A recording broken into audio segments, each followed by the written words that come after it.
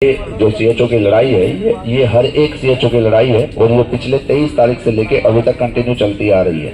और पीछे जो घटित हुआ है वो सारे सीएचओ साथियों को पता है कि किस तरह से हम आगे बढ़े हैं और किस तरह से आगे हमारी लड़ाई बढ़ रही है। इसका जो एक विफलता अगर आप देखते हैं, विफलता नहीं मैं बोलूँगा, इसको सीखने का जो हमारा एक तरीका है इससे हम सीख सकते हैं। यानी कि हमने जो लीडरशिप रखी वो सामूहिक ना रख के 1 या 2 या 3 व्यक्ति के ऊपर रखी, जिससे ये परेशानियां हमारे सामने आई हैं। तो मेरा विश्वास है कि जो लीडरशिप होनी चाहिए वो 1 या 2 या 3 लोगों के लिए नहीं, सामूहिकता पे लीडरशिप होनी चाहिए। ज़्यादा से ज़्यादा लोगों के बीच में लीडरशिप होनी चाहिए। जो हमारे सीएचओ साथी हैं, जो हमारे पूरे उत्तर प्रदेश के जितने भी जिले हैं, मेरा ये मानना है कि जो हमारी समिति बनेगी या जिस समिति के आधार पर हम आगे बढ़ेंगे वो हर एक जिले से एक इंसान तो कम से कम होगा। तो आप देख सकते हैं कि कितनी बड़ी सामूहिकता बन जाएगी हमारी और कितनी बड़ी हमारी लीडरशिप हो जाएगी। और हमारे पास वो सभी नाम है, बस हमारे साथी जब तक यहाँ पहुँचेंगे उनको पहुँचने में थोड़ा समय लग रहा है। मगर ये वीडियो के माध्यम से आप सबके समक्ष मैं ये बात रखना चाहता हूँ कि ये जो हमारी लीडरशिप चलेगी ये 1 या 2 या 3 व्यक्तियों के द्वारा नहीं चलेगी।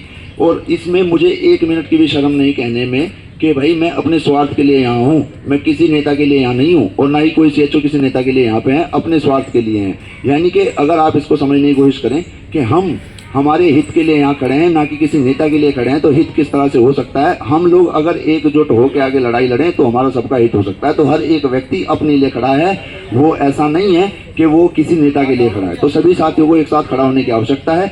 समिति हम लोग बना लेंगे और समिति ही आगे जो है डिसाइड करेगी। अल्पमत और बहुमत के आधार पर हम जो है आगे बढ़ेंगे और समिति का जो फैसला होगा उसी के आधार पर हम लोग आगे अपनी जो है लड़ाई को जारी रखेंगे।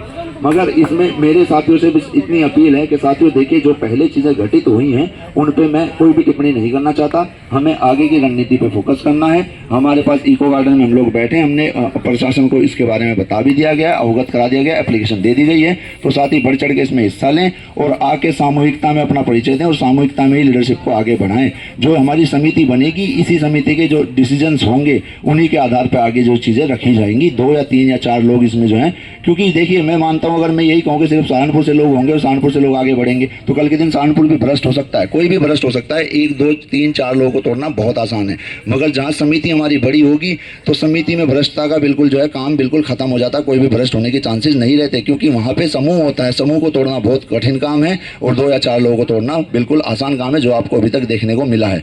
तो मेरा यही आप सबसे अपील है कि अब ये आपको तय करना है साथियों कि हमें क्या करना चाहिए आगे। मगर सहारनपुर और हमारी जितने भी जिले से यहाँ लोग खड़े हैं सभी का मुझे बहुत बहुत ज़्यादा शुक्रिया कि सब लोग यहाँ पे भी आखिर तक लड़े हैं। और मैं इसमें एक चीज़ कह देना चाहता हूँ कि जब हवा चलती है तो धूल तो गायब हो जाती है, तो धूल तो गायब हो चुकी। अब जो है ये धरातल बचा है, तो धरातल के साथ जो आना चाहता है अपने हित के लिए वो आने के लिए उनका स्वागत है। और आइए इस लड़ाई को अंजाम तक लेके जाएंगे। सीएचओ एकता।